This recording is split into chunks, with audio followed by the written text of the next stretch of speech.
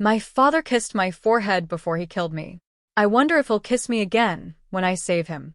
The cold was the first thing I noticed. Not the burning in my chest where the dagger still rested, not the sticky warmth pooling beneath my back, just the cold. Marble floor cold. Winter night cold. The cold of a father's heart the moment he chooses power over blood. King Aldrich knelt beside me, his ceremonial robes pooling around us both like a funeral shroud.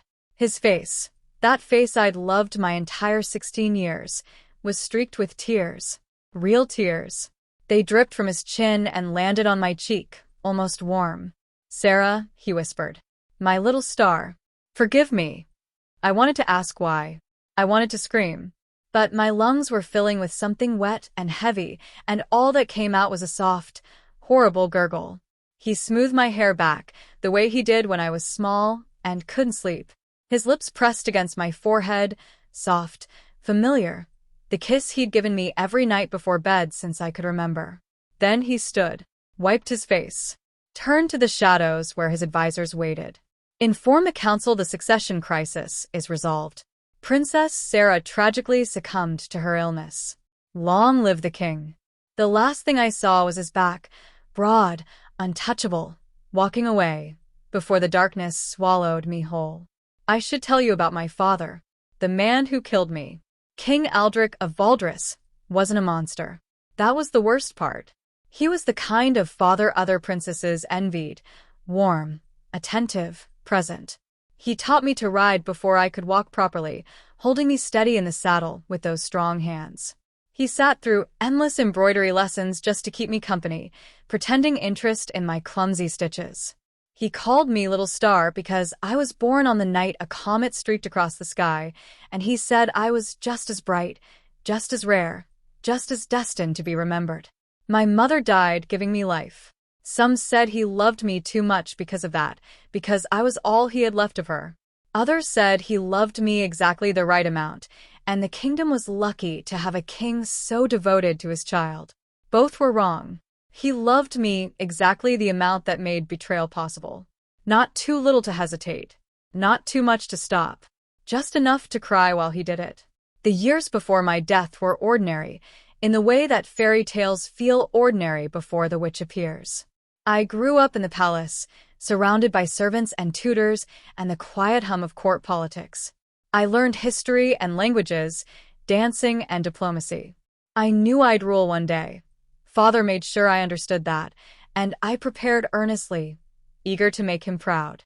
The first sign of trouble came 3 years before the dagger. I was 13, sneaking through the palace corridors at night the way children do when they're too old for bedtime but too young for adult schedules. I'd heard voices in the throne room, unusual at that hour, and curiosity pulled me toward the crack of light beneath the doors. I pressed my eye to the gap and saw my father with men I didn't recognize. They wore dark robes, their faces hidden in hoods. One held a scroll that seemed to glow faintly, pulsing with sickly light. "The blight spreads," the hooded man said. 3 more villages this month. If we don't contain it. I know what happens if we don't contain it. My father's voice was sharp, afraid. I've read the histories. I know what it did to the Eastern kingdoms. Then you know the sacrifice required. Silence. Long and heavy. The bloodline must be broken, the hooded man continued. The comet-born carries the marker. As long as she lives, the blight will find its way to your kingdom. It's drawn to her like moths to flame. My blood went cold. Comet-born. That was me. That was always me. The girl born under the comet, marked by the stars, destined for greatness. That's what Father always said. The histories could be wrong, my father whispered. The histories are never wrong about blood. More silence. Then my father's voice broken. Give me time. She's just a child. We've given you 3 years. The blight won't wait longer. I slipped away before I heard more. Ran to my room. Buried myself in blankets and tried to forget words I wasn't meant to hear.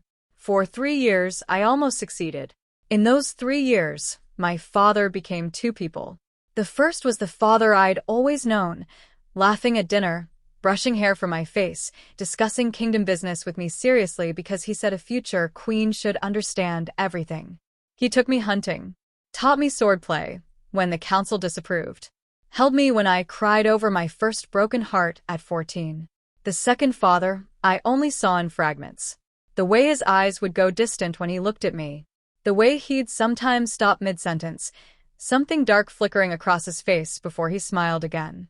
The way he started holding me too long, too tight, like he was memorizing the feel of me. I told myself it was nothing. Stress. The weight of kingship. The pressure of the blight everyone whispered about but no one explained. I was wrong. 3 years to the day after I overheard that conversation, my father summoned me to the throne room. Just me, he said. Father-daughter time. He had something important to discuss. I went eagerly, foolishly, still his little star. The throne room was empty except for him. He stood before the throne, back straight, face composed. He smiled when I entered, that familiar, beloved smile, and opened his arms. I walked into them. He held me for a long moment. Then he stepped back, still holding my shoulders, and looked at me with such love, such anguish, such finality. I'm sorry, he said. My little star. Forgive me. I didn't understand. Not until I felt the cold. Not until I looked down and saw the dagger hilt protruding from my chest. Not until I fell. I died slowly. Long enough to hear his whispered words. Long enough to see his tears. Long enough to watch him walk away. Long enough to know, with absolute certainty, that he'd chosen the kingdom over me. The blight never came to our world after my death. I learned that much in my final moments. One of the hooded men appeared, nodding at my father, confirming the sacrifice was accepted. The bloodline was broken. The comet-born was gone. The blight would pass them by. My father saved his kingdom by killing his daughter. And then, because the universe has a sick sense of humor, he got to live with it. I woke to birdsong. Not the caw of carrion crows I'd expected, but actual birds. Singing. Like the world hadn't ended. Like I hadn't died. My eyes opened to sunlight streaming through gauze curtains, painting golden patterns on silk bedding. Silk. I'd never slept on silk. Father said it was wasteful, inappropriate for a princess who should understand her people's suffering. I sat up too fast, gasping. My hands flew to my chest. No wound. No blood. Just the thin fabric of a nightgown so fine it felt like water against my skin. A door opened. A young woman in simple but elegant servant's clothes entered, carrying a tray. When she saw me awake, she beamed. Your Highness, you're up. The physician said you might sleep until noon after that fever, but here you are, bright as morning. I stared at her. What did you call me? Her smile faltered. Your Highness? Princess Alara? Are you feeling unwell? Should I fetch the physician? Princess Alara. The name meant nothing. Where am I? The palace? In Valdris? She set down the tray and approached carefully, as if I might spook. You're in your chambers, my lady. The same ones you've had since you were small. Please, you're frightening me. Should I get your mother? The Queen. Queen. I had a mother in this life. In my last life, she died birthing me. Father was all I had. Father. I forced myself to breathe. The king. Is he here? King Aldrich? She blinked. Of course, my lady. He's in the throne room receiving the visiting delegation from Arimias. He asked to be informed the moment you woke. He was so worried during your fever. The room spun. King Aldrich. The same name. The same face I watched walk away from my corpse. Here. Alive. A king in a world where I apparently existed as someone else entirely. Help me dress, I heard myself say. I want to see him. The maid, Mira, she called herself, chattered as she worked, filling the silence with information I desperately needed.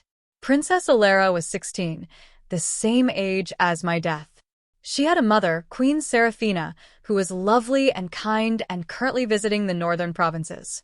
She had a younger sister, Princess Liana, 15, who was her constant companion and best friend. She was beloved by the court, known for her gentle nature and her skill with healing magic, a gift from her mother's bloodline. Healing magic. In my world, magic was legend, nothing more. Here, apparently, it was real. You gave us such a scare, Mira said, pinning my hair with practiced efficiency. 3 days with that fever, unconscious the whole time. The physicians were at their wits' end. Queen Seraphina almost canceled her trip, but you improved just in time, or so we thought. Are you sure you're well enough to visit the king? You still look pale. I need to see him. Myra's eyes softened with sympathy. Of course, my lady. He's been at your bedside every moment he could spare. You're lucky to have a father who loves you so much. Loves. The word landed like a punch. In this world, King Aldrich loved Princess Alara, visited her sickbed, worried over her fever, had no idea that in another life, another world, he'd plunged a dagger into his daughter's heart. I wondered if this version of him was capable of the same thing. If the blight existed here too. If the same choice waited in his future. If I was standing in the path of history repeating. The walk to the throne room was a blur of marble corridors and bowing servants, each one murmuring Princess Alara as I passed. I caught glimpses of myself in polished shields and mirrors, dark hair like my own, but longer, braided with gold thread. Same eyes, same cheekbones, but softer, well-fed, loved. This girl had never known hunger or fear. I could tell by the way I moved through the world, like it had never hurt her. The throne room doors loomed ahead. Guards pulled them open. Inside, courtiers filled the space in jewel-toned silks, buzzing with conversation. At the far end, on a throne of pale stone, sat a man in deep blue robes, laughing at something a visiting dignitary said. My feet carried me forward before my mind caught up. He looked younger. The lines around his eyes were fainter, his hair more dark than silver. But it was him. The same broad shoulders. The same easy smile that made everyone love him. The same hands that, he looked up, saw me. And his face transformed with pure, uncomplicated joy. Alara. He rose, descending from the dais with arms open. My darling, you're well. The physicians said the fever broke in the night, but I wanted to see for myself. He reached me, pulled me into an embrace. He smelled different. Spice and cedar instead of the metallic scent of blood. His arms wrapped around me tight, warm, protective. You scared me, little star, he murmured against my hair. Don't do that again. Little star. The same nickname. The same voice saying it. I stood frozen in the arms of the man who murdered me, in the body of a daughter he'd never betray, in a world where my death hadn't happened yet. And somewhere deep in my memory, a warning bell rang. Because in my world after I died, something came. Something dark that swallowed everything. Father thought killing me would stop it. It didn't. The blight came anyway. And everyone paid. He released me, holding me at arm's length to study my face with tender concern. What is it? You look like you've seen a ghost. I found my voice somehow. Father, there's something I need to tell you. About the darkness coming. His smile flickered, just for a moment. What darkness, sweetheart? And in his eyes, I saw it. The same shadow I'd seen the night he killed me. The fear that drove him to do the unthinkable. He already knew something was coming. He just didn't know I remembered the last time.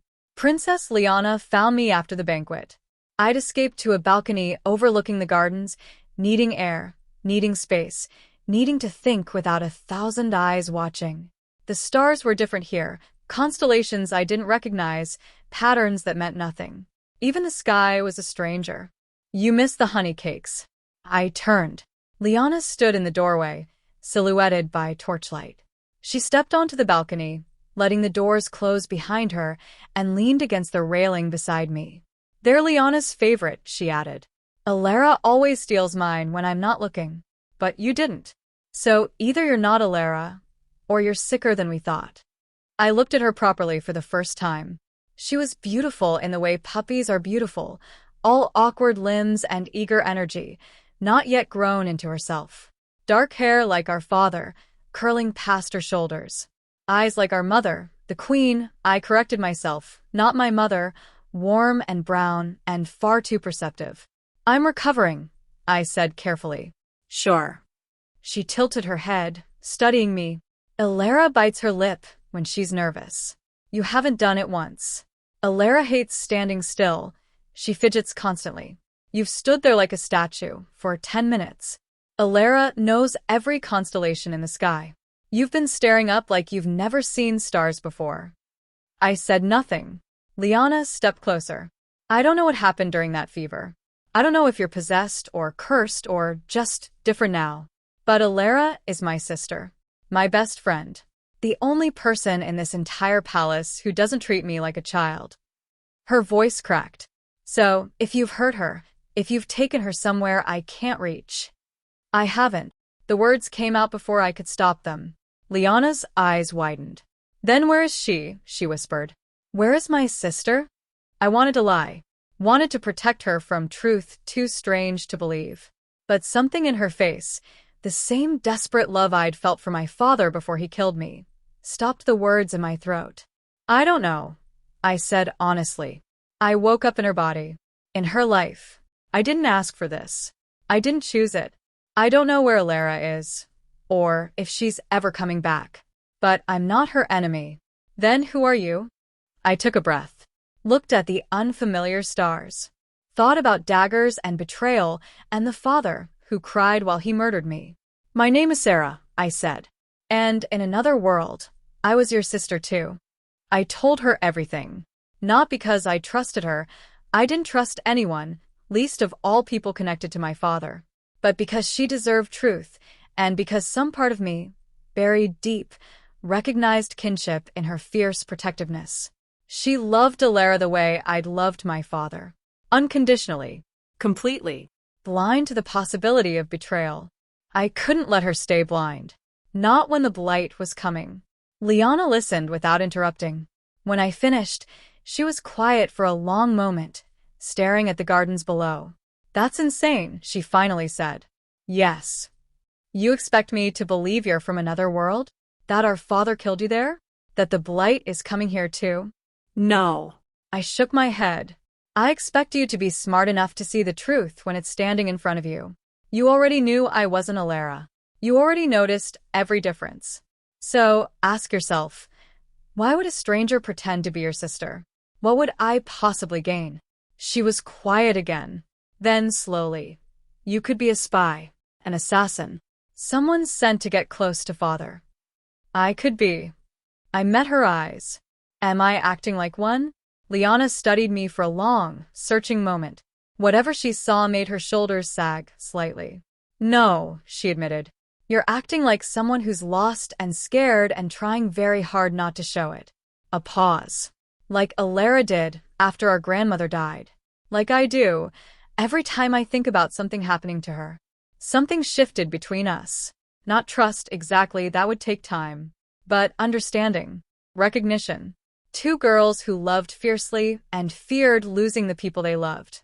If you're telling the truth, Liana said slowly, then father is in danger. The kingdom is in danger. And Elara, wherever she is, she's in danger too.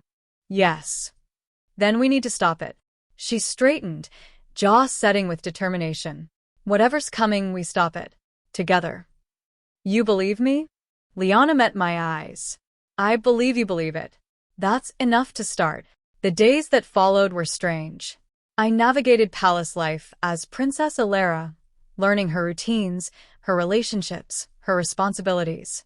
Liana helped where she could, subtly guiding me through situations that would expose my ignorance.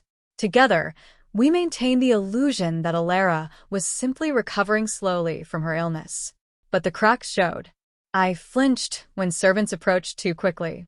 I didn't know inside jokes or shared memories. I stared at portraits of Queen Seraphina like a woman studying a stranger, which she was, technically, but Elara's mother shouldn't feel. Most concerning, I couldn't stop watching King Aldrich. Every interaction with him was agony. He'd smile, and I'd see the man who killed me. He'd touch my shoulder, and I'd feel the phantom pain of his dagger.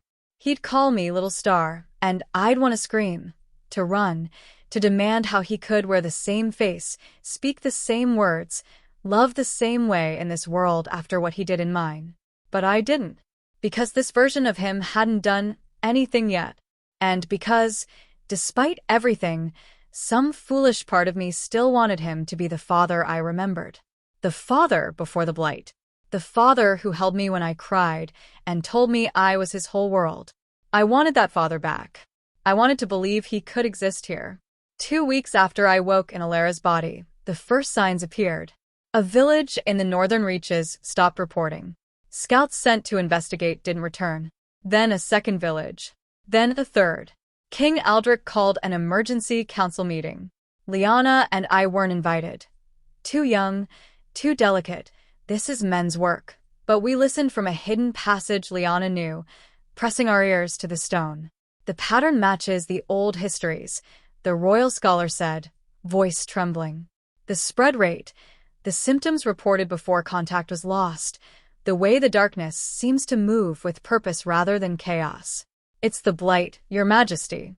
There's no doubt. Silence. Then my father's voice. Containment options?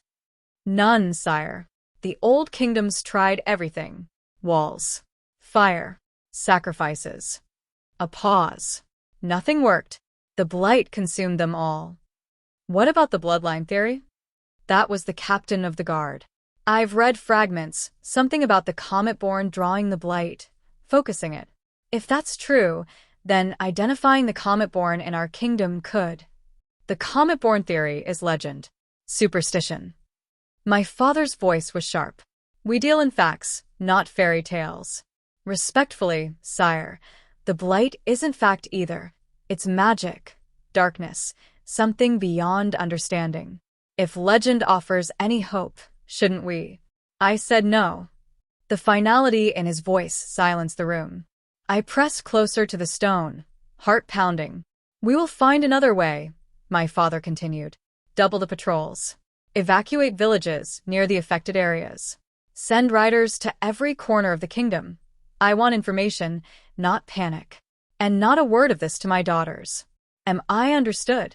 Yes, Your Majesty. Liana grabbed my arm, pulling me away from the passage. Her face was pale. He knows, she whispered. He knows what the histories say about the comet-born. He knows was you in your world. And he's already trying to protect us by keeping secrets. The same way he protected me before. My voice came out flat. By deciding what I needed to know. By making choices for me. I stopped. Because the thought that followed was too horrible to voice. By killing me, when he decided that was the only way. Liana saw it in my face. We won't let that happen. Not here. Not to you. Not to Alara wherever she is, not to anyone. We have time. We have warning. We have each other. I wanted to believe her. I wanted to believe time and warning and sisterhood were enough to change the course of darkness. But I'd watched the blight consume my world after my death. I'd seen what it did to kingdoms that couldn't stop it. And I knew, with a certainty that sat cold in my bones, that my father's secrets would destroy us if we let them. Queen Seraphina came home 10 days later. I stood in the courtyard with the rest of the court, watching her carriage approach. Liana gripped my hand so tight it hurt, whispering, Mother sees everything. Don't. Just be careful. The carriage stopped. A footman opened the door. And Queen Seraphina descended like sunlight breaking through clouds. She was beautiful, not the cold, distant beauty of portraits, but warm and alive and present. Dark hair streaked with silver, piled elegantly atop her head. Brown eyes that crinkled when she smiled. A presence that made everyone around her stand taller, breathe easier, believe things might be okay. Her gaze found Liana first, face lighting with mother's love. Then it found me. And stopped. For just a moment, less than a heartbeat, something flickered in those warm eyes. Recognition? Suspicion? Grief? It vanished before I could name it, replaced by the same warm smile she'd worn a moment before. My darlings, she said, opening her arms. I've missed you terribly. Liana launched herself into the embrace. I followed more slowly, uncertain, playing the role of daughter to a woman I'd never met. Queen Seraphina held us both tight, murmuring endearments, pressing kisses to our hair. When she pulled back, her hands cupped my face, studying me intently. "You've grown thin," she said softly. "The fever took more than I'd like. We'll need to fatten you up, my love." "Mother," Liana started. "Not now, sweet one." The Queen's eyes never left mine. "Later. For now, let your mother simply look at her girls." Something in her voice made obedience the only option. We walked with her to the palace, listening to stories of her journey, laughing at appropriate moments, playing the perfect family. But I felt her gaze on me the whole time, watching, weighing, and I knew, with absolute certainty, that Queen Seraphina saw someone she didn't recognize in her daughter's eyes. That night, she came to my chambers alone. I was sitting by the window, staring at unfamiliar stars, when the door opened without a knock. She entered quietly, closed the door behind her, and leaned against it. "You're not Alara," she said. Not a question. A statement. Calm and certain. I didn't bother denying it. "How did you know?" "A mother knows." She crossed the room, sitting in the chair across from me. "The way you move. The way you look at your father. The way you looked at me today, like you'd never seen me before, like you were trying to memorize my face because you weren't sure you'd see it again." A pause. Alara has looked at me that way. After nightmares. After losing people she loved. But never without reason. Never for no cause. I said nothing. Queen Seraphina leaned forward, eyes searching my face. "Who are you? "And where is my daughter?" "I don't know where Alara is." The truth came easier than it should have. I woke up in her body after a fever. I didn't choose this. I don't know how to go back. I don't even know if going back is possible. "Then who are you?" I took a breath. Decided, in that moment, that lies would only make everything worse. "My name is Sarah. In another world, another version of this world, I was King Aldrich's daughter. His only child. He killed me there to stop the blight from destroying the kingdom. It didn't work. The blight came anyway after I was gone. I died thinking I'd failed everyone." Queen Seraphina's face went very still. "Now I'm here," I continued. "In Alara's body, in Alara's life, in a world where the blight is just starting to appear. And your husband, this world's version of my father, is already keeping secrets. Already trying to protect everyone by deciding what we need to know. The same way he did before he killed me." Silence stretched between us. Outside, wind rustled through the gardens. Somewhere in the palace, a clock chimed midnight. When Queen Seraphina spoke, her voice was barely a whisper. "The comet-born." I blinked. "You know about that?" "I know the old stories. The ones my grandmother told me, and her grandmother told her. The blight is drawn to blood, specific blood, marked by celestial events. The comet-born act as beacons, focusing the darkness, giving it a target." She met my eyes. "In the old tales, the only way to save a kingdom was to extinguish the beacon. To sacrifice the comet-born before the blight could find them." "Yes." My throat was dry. "That's what my father believed. That's why he killed me. And now you're here. In my daughter's body. In a world where the blight is waking again." Queen Seraphina's expression was unreadable. "Do you see the problem?" I did. Of course I did. If the blight was drawn to comet-born blood, and I was comet-born in another world, and I now inhabited Alara's body in this world. "Alara," I whispered. "If the blight is drawn to me, and I'm in her body, then my daughter is the beacon now, whether she's here or not." Queen Seraphina's voice cracked for the first time. "And if the histories are right, the only way to save the kingdom is to destroy the beacon." We stared at each other across the gulf of impossible truth. I'd come to this world fleeing sacrifice, only to become sacrifice in a different body. And the father, who killed me once, was about to have a second chance. Queen Seraphina kept our secret. I don't know why. Self-interest, maybe. If Alara's body held my soul, then destroying the body meant destroying any chance of her daughter's return. Love, perhaps, the desperate hope that somewhere, somehow, the real Alara was waiting to come home. Strategy, certainly. Knowledge was power, and knowing who I really was gave her leverage she hadn't yet chosen to use. Whatever her reasons, she became my unexpected ally. "You'll continue as Alara," she told me the next morning. "You'll attend your lessons, smile at courtiers, play the role perfectly. No one can know the truth, not your father, not the council, not even Liana, if you can help it." Liana already knows. Queen Seraphina's eyes narrowed. Does she? She figured it out herself. Before you returned. She's been helping me navigate, teaching me what Alara would know, keeping my secrets. A long pause. Then, slowly, the queen nodded. Liana is perceptive. And fiercely loyal. If she's chosen to trust you, that trust is not misplaced lightly. She's studied me. You haven't told her everything, though. About the Comet-born. About what you really are. It wasn't a question. I shook my head anyway. Good. Keep it that way. The fewer people who know you're the beacon, the safer you are. Her expression darkened. Because if the council finds out, if your father finds out, they'll demand the same solution the histories suggest. And I won't lose another daughter to old stories. Another daughter. The words echoed. Queen Seraphina had lost children before. I saw it in her eyes, in the way grief lived behind her strength. I didn't ask. Some pains weren't mine to know. The blight spread faster after that. 3 villages became 7. 7 became 12. Refugees flooded the capital with stories of darkness that moved like living things, shadows that swallowed light and sound and people, leaving nothing behind but silence and ash. King Aldrich threw himself into crisis management, sleeping in his council chambers, emerging only for brief meetings with his family. He looked older each time, lines deepening, silver spreading through his hair, shadows living permanently beneath his eyes. He also looked at me differently. Not suspiciously, not yet, but with a weight I recognized.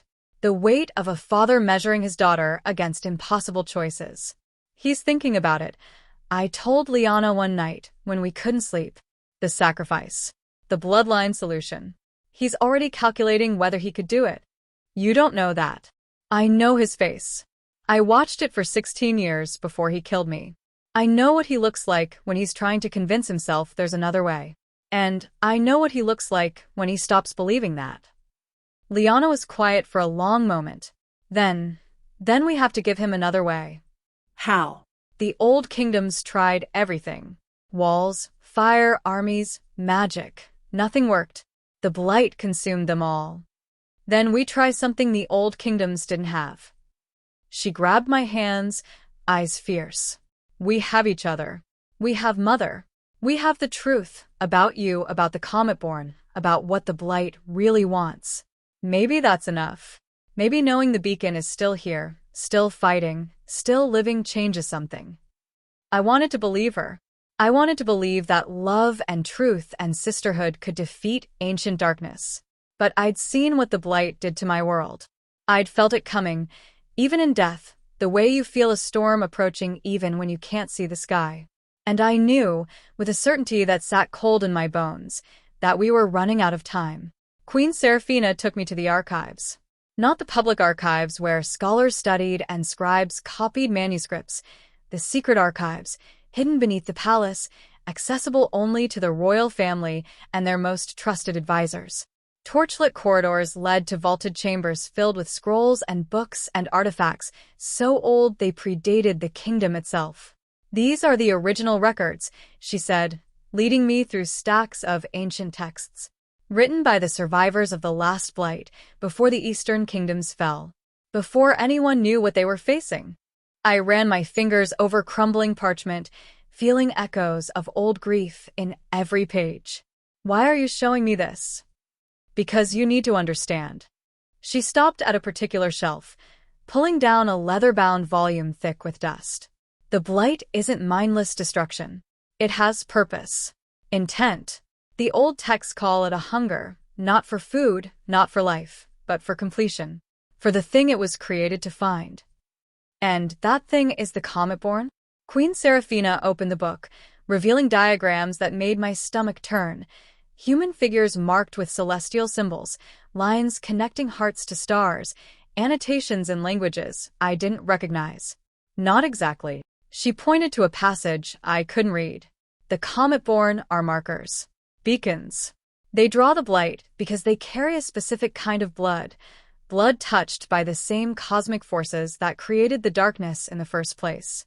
But the blight doesn't want the blood itself. It wants what the blood protects. What does the blood protect?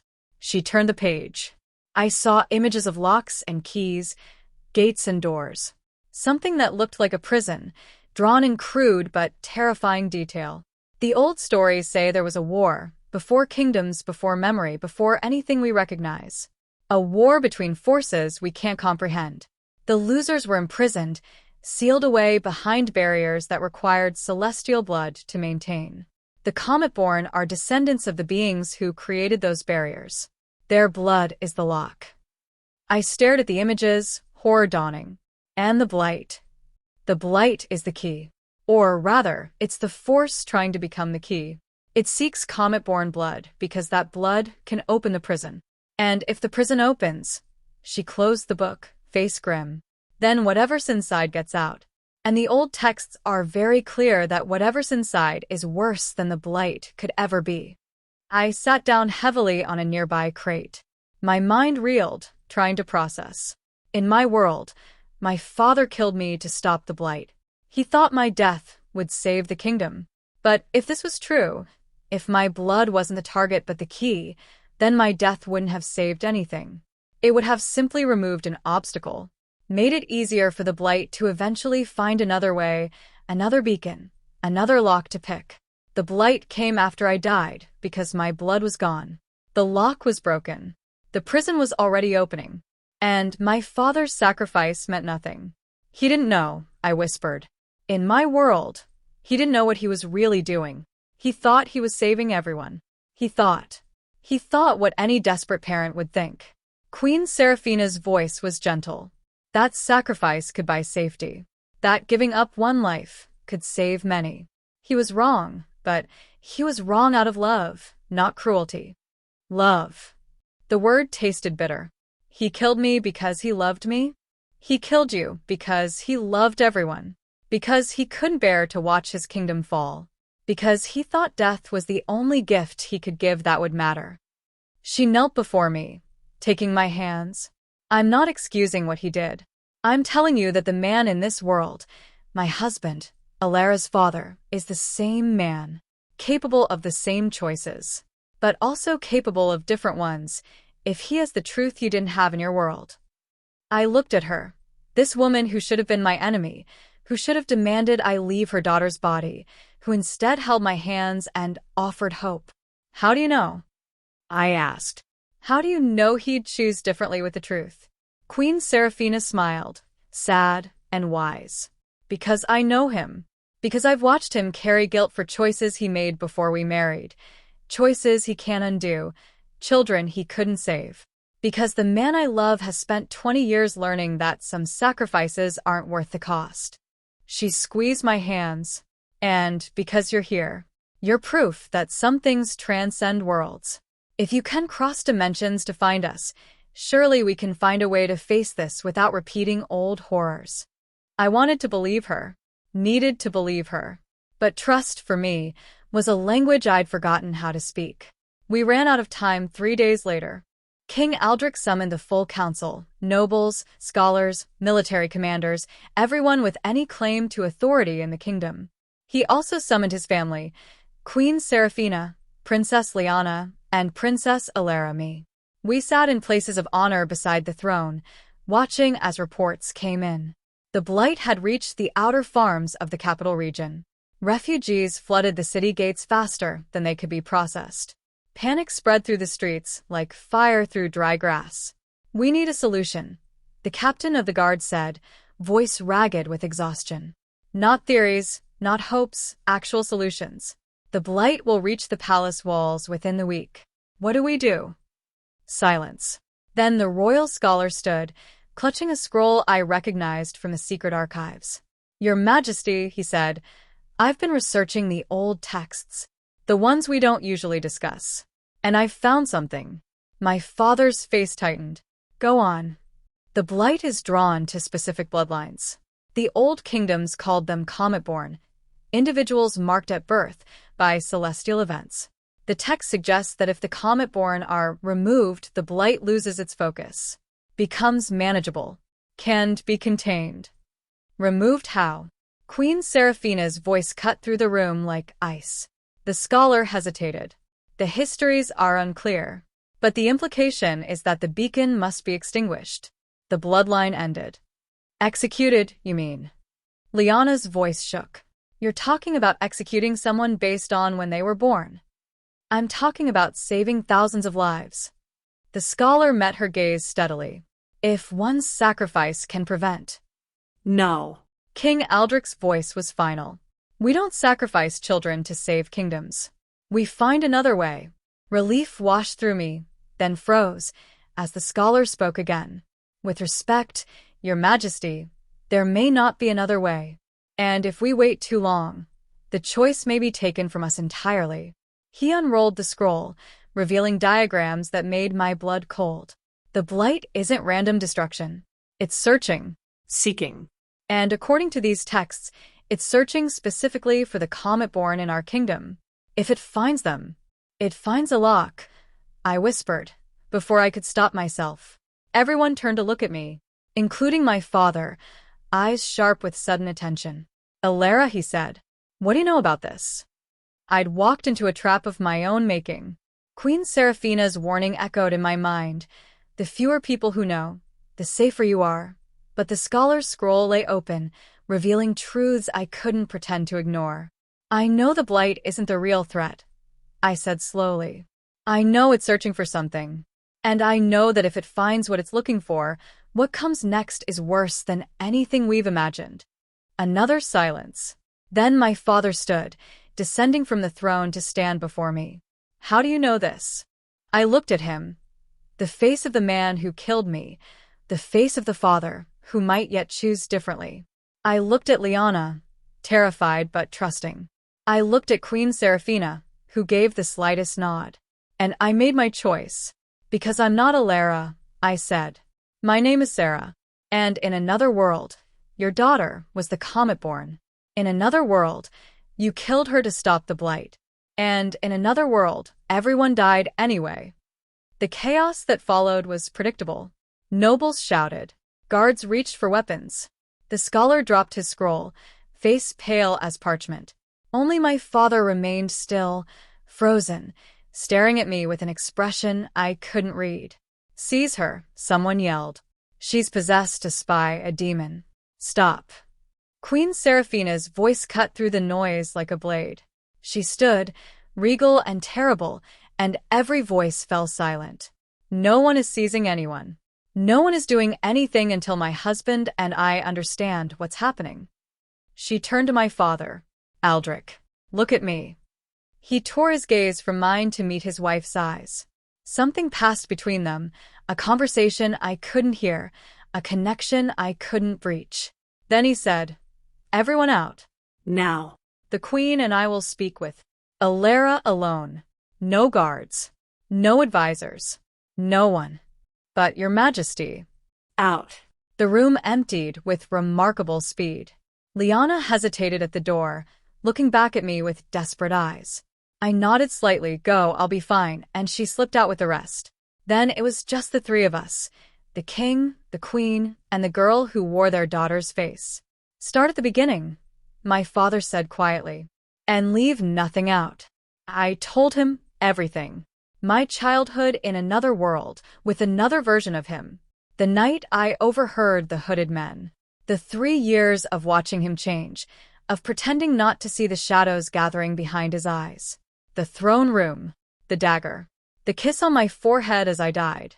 I told him about waking in Alara's body, about learning this world, this family, this blight, about Liana's fierce loyalty and Queen Seraphina's quiet strength, about the archives, the old texts, the truth about what the comet-born really were. I told him about the prison, the lock, The key. and the thing waiting to get out. When I finished, my father sat heavily in a nearby chair, face gray with shock. Queen Seraphina moved to his side, resting a hand on his shoulder. In your world, he said hoarsely, I killed you. Yes. And the blight came anyway. Yes. And now you're here, in my daughter's body, with the same blood, the same connection, the same. He stopped, pressing hands to his face. The same target on your back. Yes. Silence. Long and heavy, filled with the weight of impossible choices. Then my father looked up, and I saw something I never expected. Resolve. Not the desperate resolve of a man preparing to sacrifice his child. I knew that looked too well. This was different. This was determination. Defiance. Refusal. Then we find another way, he said. The old kingdoms failed because they didn't have what we have. What do we have? I asked. Each other. He stood, crossing to me, taking my hands the way Queen Seraphina had earlier. We have the truth, the real truth, not the fragments the old kingdoms pieced together. We have your knowledge of what happened in your world. We have time, maybe not much, but more than they had. And we have a family that will fight together instead of sacrificing each other. I stared at him, searching for the lie, the hidden dagger, the betrayal waiting in his eyes. I found none. You're not him, I whispered. You're not the father who killed me. No. His grip tightened on my hands. I'm a father who's been given a second chance. A father who gets to prove that some choices don't have to repeat. He pulled me into an embrace, warm, protective, exactly the way my father used to hold me before the shadows came. I won't fail you again. I promise. I wanted to believe him, needed to believe him. And for the first time since I died in that other world, I let myself hope. Liana found me after the council chamber, after the truth had been spoken, after everything changed. She hugged me without warning, fierce and desperate, squeezing tight enough to bruise. I thought they were going to kill you. I thought when you said it, when everyone started shouting, I thought I was going to watch you die. I'm okay. I hugged her back, surprised by how natural it felt. I'm okay. Your father, our father, he's not going to. I know. She pulled back, eyes red but dry. I heard. Mother told me everything after you left. About the comet-born, the prison, the thing waiting to get out. About what happened in your world. Are you scared? Terrified. She laughed wetly. But also, I don't know. Hopeful? For the first time since the blight started, I feel like we might actually have a chance. Because we're not hiding anymore. We're not pretending. We're facing it together. I looked at this girl, this sister I never asked for, never expected, never knew I needed, and felt something crack open in my chest. Something warm and terrifying and precious. I don't know where Alara is, I said. I don't know if she's ever coming back. But I promise you, Liana, while I'm in this body, while I'm here, I will protect you. I will fight for you. I will be the sister you deserve. She grabbed my hands. Then let's start now. What do we do first? I thought about the archives, the old texts, the prison waiting to be opened. I thought about the blight advancing on the capital, about the refugees flooding the gates, about the thing that would come if we failed. We learn everything, I said. We study the old records, find every scrap of information about the first war, the prison, the beings who created it. We look for weaknesses, patterns, anything that might give us an advantage. And we do it together. Liana nodded, eyes bright with purpose. Together. The days that followed were exhausting and exhilarating. Liana and I spent every waking moment in the archives, reading crumbling texts by candlelight, cross-referencing ancient accounts, building a picture of the threat we faced. Queen Seraphina joined when she could, her knowledge of old languages proving invaluable. Even my father contributed, sending scouts to remote locations where additional records might be found. Slowly, painfully, patterns emerged. The prison wasn't a physical place. It was a between, a space outside normal existence, created by beings whose names we couldn't pronounce. The comet-born weren't accidental. They were the descendants of guardians who'd helped create the prison, their blood carrying echoes of the original magic. The blight wasn't trying to destroy, it was trying to find. To locate a comet-born with enough power to serve as key. Once it found one, it would attempt to use that blood to open the prison and release what waited inside. And what waited inside? The old texts called it many things: the devourer, the silence, the end of ends. But the most common name was simply the hunger, a force that consumed not just bodies but souls, not just lives but possibilities, leaving behind nothing but emptiness. "We can't let it out," I said, staring at yet another terrifying description. "Whatever it takes, we can't let that thing escape. Then we make sure the blight never finds its key." Liana leaned over the text, frowning. "But you're the key. You're here. The blight is already getting closer. How do we stop it from finding you?" I didn't have an answer. Neither did the ancient texts. But somewhere in the back of my mind, an idea began forming. Dangerous. Impossible. Maybe insane. But if it worked, if it even could work, it might save everyone. I presented it to the family that night. My father, my mother by marriage, my sister by chance.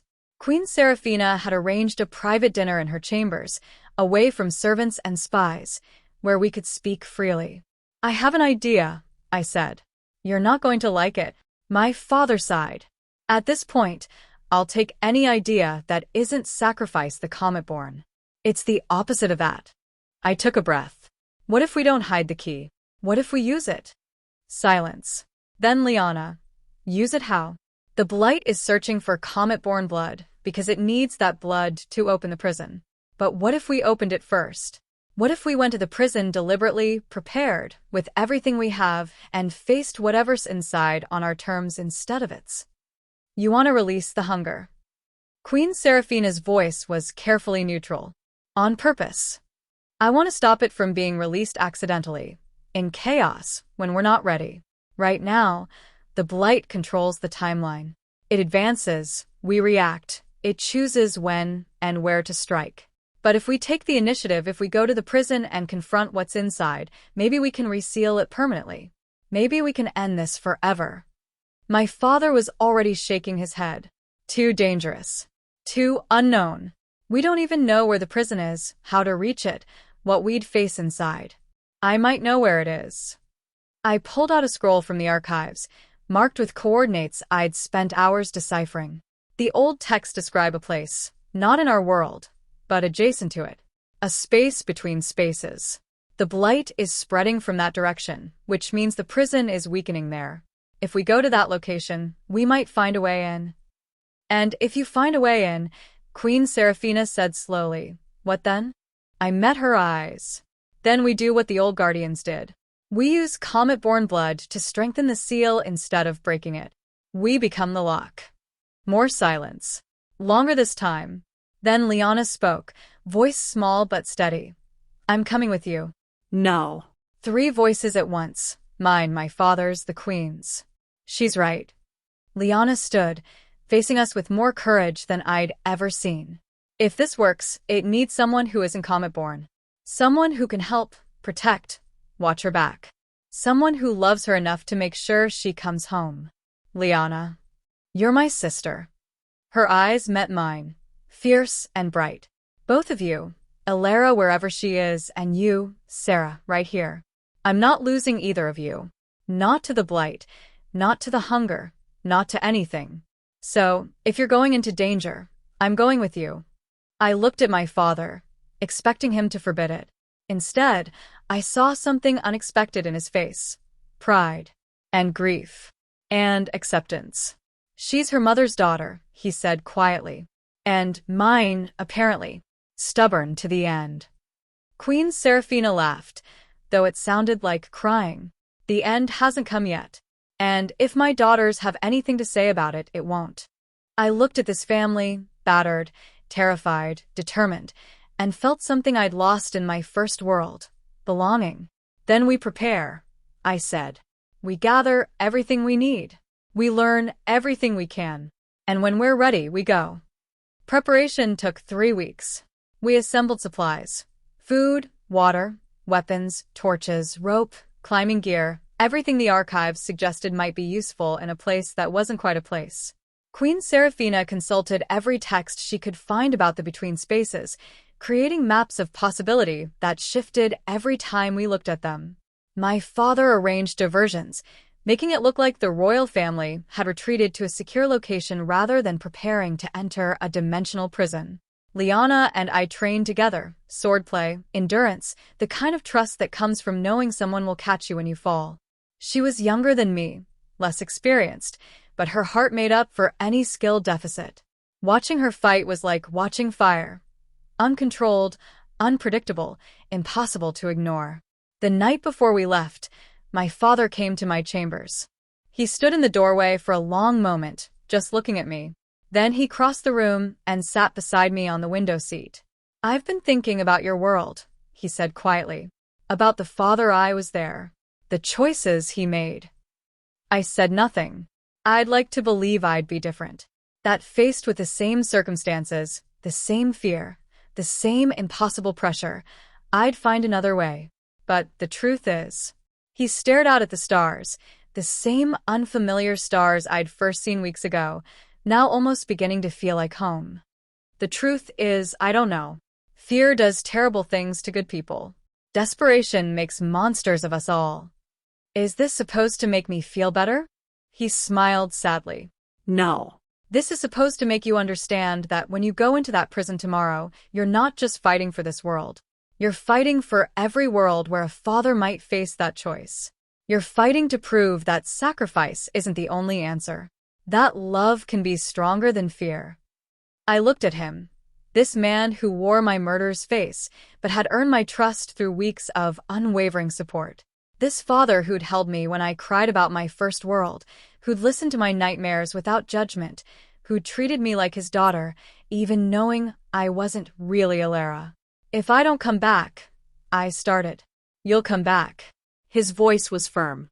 "You'll come back because Liana won't let you do anything else.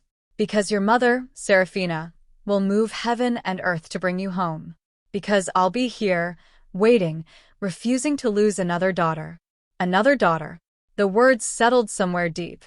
"Tell me about her," I said. Alara. The real Alara. What was she like? He was quiet for a moment. Then, she was sunlight. Genuine, warm, impossible to dim. She laughed easily and often. She cried at sad stories and happy endings. She loved her sister with a fierceness that sometimes scared me. The way she'd fight for Liana, protect her, die for her without hesitation. He looked at me. In many ways, she was like you. The you I've come to know these past weeks. I'm not her. No. But you're someone worth knowing. Someone worth fighting for. He stood, pulling me into an embrace. "Come home, Sarah. However you can. Just come home." I hugged him back, surprised by tears. "I'll try." Dawn found us at the edge of the Blight. The location the archives had identified was a valley north of the capital, once fertile farmland, now gray and silent. The Blight had passed through days ago, leaving nothing behind. No bodies, no ruins, just emptiness. Even the grass was ash. "It's worse than I imagined," Liana whispered, staring at the desolation. I nodded, unable to speak. This was what waited for everyone if we failed. This silence. This nothing. We'd brought a small expedition, Liana and me, plus 3 trusted guards handpicked by my father. They carried supplies and weapons and the desperate hope that they might make a difference against forces beyond mortal comprehension. The archives had described the entrance to the prison as a wound in reality, a place where the boundaries between worlds grew thin enough to pass through. We searched for hours, walking through ash and silence, until, there. One of the guards pointed. "What is that?" I saw it, a shimmer in the air, like heat rising from summer pavement. But there was no heat here, only cold, only emptiness. The shimmer moved, pulsed, breathed. "The wound," I said. "That's it." We approached carefully. The shimmer resolved into something like a crack in the air itself, a vertical line of darkness that seemed to drink light from its surroundings. Beyond it, I sensed something. Not a place exactly. More like an absence of place. A between. "I'll go first," I said. "If something goes wrong." "You're not going alone." Liana grabbed my hand. "We do this together, remember?" I looked at her, frightened but determined, young but fierce, my sister in every way that mattered. Together, I agreed. Hand in hand, we stepped into the crack. The between was nothing like I expected. I'd imagined darkness, emptiness, silence. Instead, we found too much. Too many colors, too many sounds, too many sensations layered on top of each other until nothing made sense. The ground beneath our feet was solid but shifting, like walking on clouds made of crystal. The air tasted of lightning and roses and something ancient and wrong. Liana gasped beside me, squeezing my hand painfully. Where are we? The space between worlds. The place where the prison exists. I looked around, trying to orient myself. We need to find the hunger. The thing the blight is trying to release. How do we find something in this? I didn't know. But as we stood there, confused and overwhelmed, I felt something else, a pull. A sensation deep in my bones, in my blood, in the comet-born essence that had defined my existence across two worlds. This way, I said and started walking. The guards followed, eyes wide, weapons drawn against threats we couldn't see. The between shifted around us, paths forming and dissolving, colors bleeding into each other. Time moved strangely, moments that felt like hours, hours that passed like heartbeats. And always the pull. Stronger now, urgent. Then we saw it. The hunger wasn't a monster. That was the first shock. I'd expected something vast and terrible, fangs and claws and endless maw. Instead, we found a woman. She sat on a throne of solidified darkness, surrounded by the swirling chaos of the between. Beautiful in the way stars are beautiful, distant, dangerous, capable of burning you to nothing without noticing. Dark hair spilled over her shoulders. Dark eyes watched us approach with ancient amusement. "You came," she said. Her voice was music and thunder and the sound of things breaking. "No one ever comes. They always wait for me to come to them." I forced myself to step forward, Liana's hand still in mine. "You're the hunger." "I am many things. That is one of them." She tilted her head, studying me. "Comet-born, but not from this world." "How fascinating. You crossed more than the between to reach me. You've been trying to reach me. Through the blight. Through the deaths of thousands." My voice shook, but I didn't stop. "Why?" "Why do you think?" She smiled, and it was terrible. "I want out. I've been in this prison since before your ancestors learned to walk. I want to feel sun again. Wind. The screams of worlds as they fall." She leaned forward. "And you, sweet little comet-born, you're the key. Your blood can open any door." "Then why haven't you taken it?" "The blight could have reached me any time. Could have killed me, drained me, used my blood to free you. Killing you would release your blood, yes. But blood released in violence is messy, uncontrolled. It might open the door, or it might seal it tighter. The old guardians were clever. They made sure the lock required intent as well as essence." Her eyes glittered. "You have to choose to open the door. Willingly. With full understanding of what you're doing." I stared at her, horror dawning. The blight wasn't trying to kill me. It was trying to convince me. To make me desperate enough to use my own blood as a key. "Clever girl." She applauded slowly, mockingly. "Now you understand. Every death, every village consumed. All designed to push you toward the one choice that could free me. The choice to sacrifice yourself for others. The choice to open the door, so the blight would stop." Liana's grip tightened painfully. "You're a monster." "I'm hungry. There's a difference." The hunger stood, and suddenly the between felt smaller, darker, more dangerous. "But enough talking. You're here. You've come to me. Now make your choice. Open the door and save your world from the blight, or refuse and watch everyone you love die. Either way, I win. Either way, eventually someone will make the choice I need." I looked at Liana, at the guards, terrified but determined, at the swirling chaos around us. Then I looked at the hunger, the thing that had destroyed my first world, that was destroying this one, that would destroy countless others if it ever escaped. And I smiled. "You're wrong," I said. "There's a third choice." The hunger's eyes narrowed. What third choice?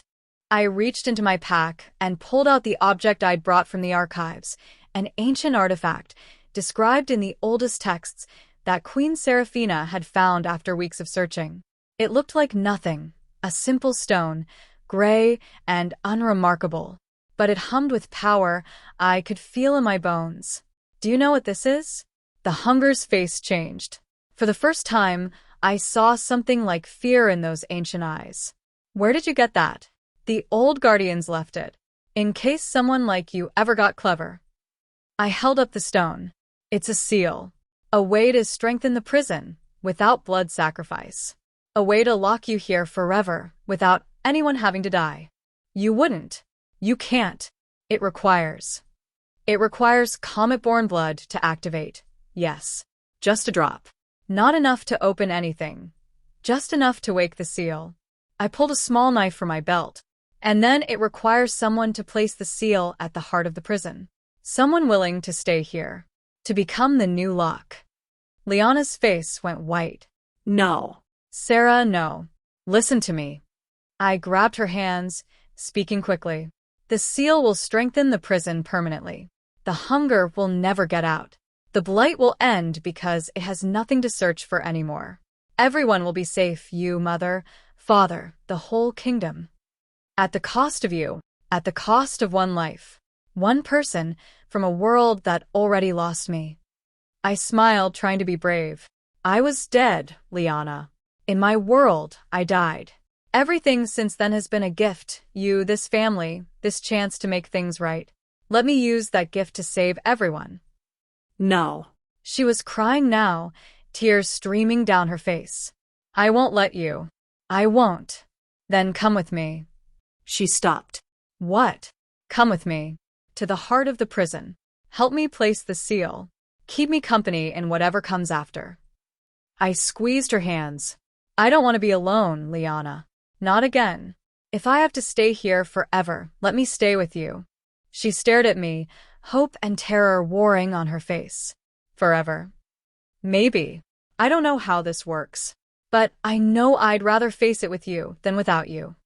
Behind us, the hunger screamed, a sound of pure rage and frustration. The between shook, colors bleeding and running like wet paint. Decide fast, one of the guards shouted. She's trying to break free. Liana looked at me. Looked at the hunger. Looked at the stone in my hands. Then she straightened, wiped her tears, and nodded. Together, she said. Always together. We ran. The between shifted as we moved, paths forming and dissolving, the hunger screams echoing behind us. Liana gripped my hand so tight, I felt bones grinding, but neither of us let go. The pull in my blood guided me. The comet-born essence that had defined my existence, now leading me toward the one place I could use it for good. We passed through corridors of solidified nightmare, across plains of impossible color, through doors that opened onto infinity. And then we were there. The heart of the prison was a room, if room was the right word. Circular walls pulsed with trapped light. A ceiling stretched upward forever, disappearing into darkness. And in the center, a pedestal held nothing. An absence. A place where something should be. The seal, I whispered. This is where it goes. I pulled out the stone. It hummed louder now, resonating with the prison itself, eager to fulfill its purpose. How does it work? Liana asked. I need to put it on the pedestal. But first, I took the knife, wincing as I sliced my palm. Blood welled up, dark and red, and I pressed my hand to the stone. It drank. Light exploded outward, blinding, searing, cleansing. The stone absorbed my blood and transformed it, becoming something more than stone, something alive with purpose and power. I felt the prison respond, walls strengthening, the hunger's screams fading to distant echoes. Now, I gasped, put it on the pedestal. I can't, my hand. Liana took the stone from my bleeding palm. For a moment, she hesitated, looking at me with eyes that held years of love and loss and hope. I'll find you, she whispered. Somehow. Some way. I'll find you. Then she turned and placed the stone on the pedestal. The world ended. Or rather, the between ended, reordering itself around the new seal, strengthening, stabilizing, becoming permanent. Light and sound and sensation folded in on themselves, collapsing toward the pedestal, toward the stone, toward the blood that now bound everything together. I felt myself falling. Felt Liana's hand grab mine. Felt her falling too. Felt the prison accept us, absorb us, make us part of its eternal structure. And then, silence. Peace. Home. I don't know how long we were there. Time in the between doesn't work the way it does in worlds. Moments stretch into eternities. Eternities compress into heartbeats. Liana and I held hands in the darkness, sometimes speaking, sometimes silent, always together. We watched the prison stabilize around us. Watched the hunger fade into distant memory, her screams becoming whispers, her whispers becoming nothing. Watched the blight recede from the world we'd left behind, retreating like a tide going out. And we waited. For what? We didn't know. Rescue? Death? Something else entirely? Then one day, if days existed here, we felt a shift. A presence. Something approaching through the between. Someone's coming, Liana whispered. I squeezed her hand. I know. A figure emerged from the swirling chaos. Small at first, then larger, then here. A girl with dark hair and familiar eyes, wearing clothes I didn't recognize but a face I knew better than my own. Alara. The real Alara. She stopped when she saw us, eyes widening. Looked at me, at her own body, inhabited by a stranger. Looked at Liana, her sister, her best friend, holding hands with the girl who'd stolen her life. Liana?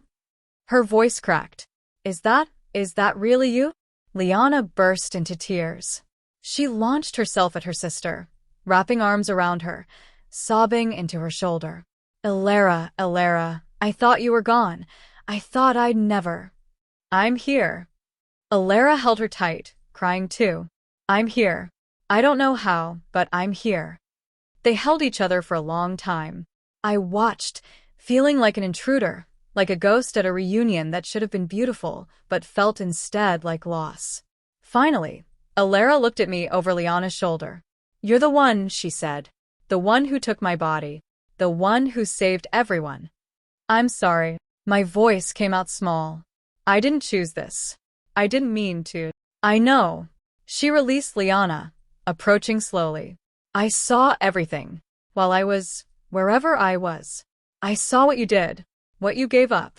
What you became. She stopped before me, studying my face, her body, the strange mirror of our shared existence. You're my sister too now. In every way that matters. I stared at her, not understanding. You came here to save us, Alara continued. You stayed here to keep us safe. You gave up everything, your life, your freedom, your chance to ever go home, for people who should have been strangers. That makes you family. Liana nodded, wiping tears. She's right. You're one of us, Sarah. Wherever we go, whatever happens next, you're part of this family. I looked at these two girls, sisters by blood, sisters by choice, and felt something I'd lost in my first world. Belonging. But how are you here? I asked Alara. How did you find us? Alara smiled, and it was like sunlight breaking through clouds. The same way you found the prison. The same way you activated the seal. Comet-born blood echoes across dimensions. When you used yours to strengthen the prison, it woke me up. Showed me where you were. Showed me how to reach you. So you can take your body back? In time, maybe. The archives suggest it's possible, with the right rituals. She took my hands, but not yet. First, we get out of here. All three of us. There's a way out? There's always a way out. She looked at the pedestal, the stone, the stabilized prison around us. The seal is strong now. Strong enough that we can leave without breaking it. Strong enough that the hunger will stay trapped forever. She turned back to me. You did that, Sarah. You saved everyone. Now, let us save you. The journey back was easier than the journey in. The between had settled, the chaos calming now that the prison was stable. Paths appeared where before there'd been confusion. The way forward felt almost welcoming. We walked together, 3 sisters, bound by blood and choice and impossible circumstance. Liana chattered endlessly, catching Alara up on everything she'd missed. Alara listened with wonder, asking questions, laughing at stories, crying at others. I walked beside them, quiet but present, part of their rhythm, if not quite their history. "The kingdom will be so happy to see you," Liana was saying. "Mother has been so worried. Father too. He's different now, Alara. Better. Sarah changed him." Alara glanced at me. "Sounds like you changed a lot of things." I tried. I shrugged. Mostly I just told the truth. Let people make their own choices. That's not nothing. That's everything. We walked in companionable silence for a while. Then Liana gasped. "Look, ahead." Light was growing, not the chaotic light of the between, but something familiar. Sunlight, real sunlight, streaming through a crack that looked like a doorway. "The way out," Alara breathed. "We found it." We approached slowly, almost afraid to believe. The crack widened as we neared, revealing glimpses of green grass, blue sky, ordinary clouds. "Home." Liana grabbed my hand. Alara grabbed the other. Together, we stepped through. The sunlight was blinding. I blinked, gasped, felt solid ground beneath my feet. Grass. Real grass, soft and green and alive. Wind, carrying the scent of flowers and distant rain. Sounds, birds, insects, the murmur of a stream somewhere nearby. We were in a meadow. A beautiful, ordinary, perfect meadow, surrounded by trees and mountains and everything the between had lacked. "We're back," Liana whispered. "We're actually back." Alara laughed, spinning in circles, arms spread wide. "It's real. It's all real. I never thought I'd see." She stopped. We all stopped, because across the meadow, figures were approaching, running, shouting. Queen Seraphina reached us first, gathering all 3 of us into an embrace that somehow held everyone at once. She was crying, laughing, pressing kisses to each of our foreheads in turn. "My girls," she kept saying. "My girls, my girls, my girls." My father arrived moments later, skidding to a stop, staring at us with eyes too bright. He looked at Liana, at Alara, at me. Then he opened his arms, and we fell into them. The reunion lasted hours. We sat in the meadow as the sun moved across the sky, telling our stories, answering questions, holding each other. My father wept when Alara described waking in the between, alone and terrified. My mother held Liana like she'd never let go. And they both looked at me with something I'd never expected: gratitude. "You saved her," Queen Seraphina said quietly when the others were distracted. "You saved my daughter. You saved all of us." "I saved everyone," I corrected. "Not just Alara. Not just the kingdom. Everyone. And yourself." She cupped my face, studying me with those warm, perceptive eyes. "You saved yourself too, Sarah. You chose to live, to fight, to hope, to believe in something better. That's the bravest thing anyone can do." I didn't know what to say. In my first world, I died believing I'd failed. In this world, I'd found something I never thought possible: redemption. Family. Home. "Can I stay?" The words came out before I could stop them. "I know this isn't my world, my body, my life, but Alara's back now, and I don't have anywhere else to go, and you can stay." My father's voice interrupted my rambling. He'd approached without my noticing, Alara and Liana flanking him. "You can stay as long as you want. Forever, if that's what you choose. But Alara's body is mine." Alara stepped forward, smiling. "And I'm happy to share. We're sisters, remember? Sisters share." I stared at her. "Share? How do you share a body?" She laughed. "I've been thinking about this. The archives mention something, possibilities for comet-born twins, for souls that bond across dimensions. It might be possible for us to coexist, to take turns, to both live in the same body, without either of us disappearing. Is that even possible? I don't know, but I'd like to try. If you would." She held out her hand. "We started this journey together. Let's finish it together too. I looked at her hand, looked at Liana, beaming with hope, looked at my parents, yes, my parents, because that's what they'd become, watching with love. Then I took Alara's hand, and the world felt right. That was 5 years ago. Today, I sit in the palace gardens, watching Liana chase butterflies with the same energy she had as a girl. She's 20 now, beautiful and fierce, still my sister in every way that matters. Alara sits beside me, sharing this body the way we've learned to share it, taking turns, supporting each other, living 2 lives in one space. The blight never returned. The prison holds, strengthened by the seal and the sacrifice that activated it. The hunger sleeps, dreaming of escape that will never come. Our world is at peace. My father, our father, rules wisely, guided by the lessons he learned when truth forced him to choose differently. My mother, our mother, still watches us with those warm, perceptive eyes, seeing everything, loving anyway. And me?